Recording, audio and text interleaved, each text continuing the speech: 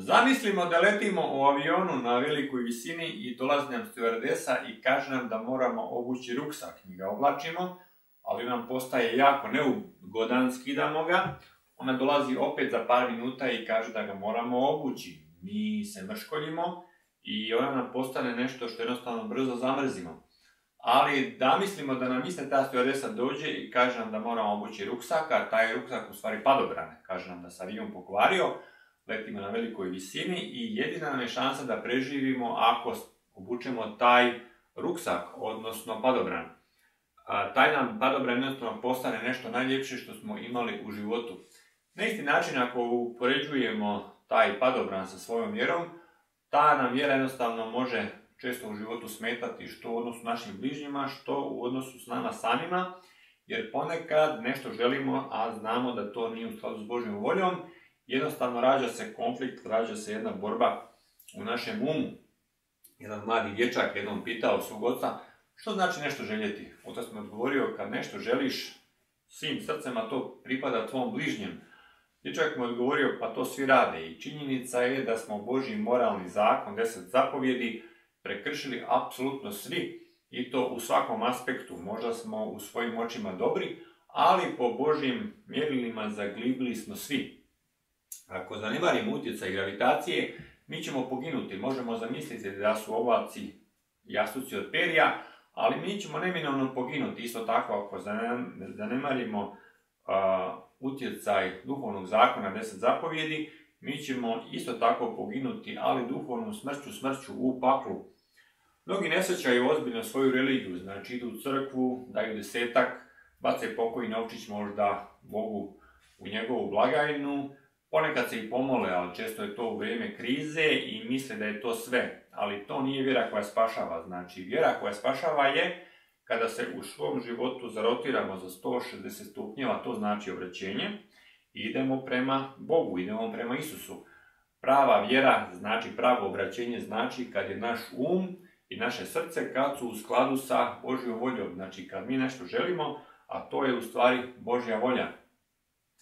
Svi koji su ikada živjeli su znači prekršili taj Božji moralni zakon, prekršili su 10 zapovjedi, koji će biti na dan suda uperen protiv nas. Znači u dan suda, kad nas Božji anđeo izvede iz groba, protiv nas će biti upereno tih 10 cijevi, taj Božji moralni zakon, i to će biti ono što će svjedočiti protiv nas. Isto tako protiv nas će svjedočiti naša djela i naša savjest.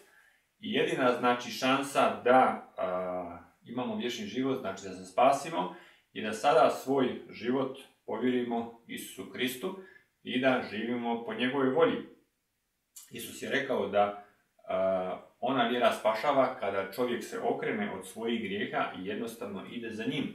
Znači da bismo imali pravu vjeru, znači moramo imati pravu ljubav prema Kristu i moramo voljeti Isusa. To je ono što spašava.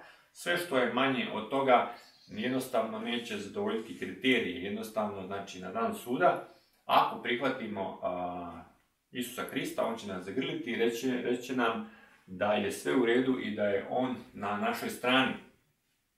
Znači mi jednostavno po našim kriterijima, mi smo sebi dobri, ali možemo zamisliti recimo ovu situaciju, kako to otprilike izgleda, jer svi u životu želimo pravdu, želimo da se pravda ostvari.